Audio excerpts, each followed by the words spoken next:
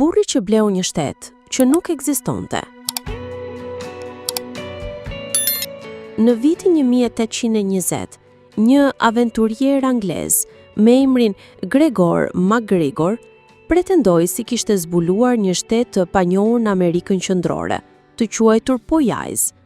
Ai deklaroi se ishte mbreti i kësaj toke, e kishte flamur, kushtetut dhe edhe art të pafund. Me dokumente falso, ai nisi të shes toka dhe tituj aristokratik në Britani dhe Francë. Me qindra investitori besuan dhe dhan para për të bler copëza parajse. Por kur disa kolon mbërritën më në fund në atë vend, kuptohet, nuk kishte asgjë, ishte thjesht një mashtrim. MacGregor iku pa u kapur menjëherë, por më vonë u arrestua.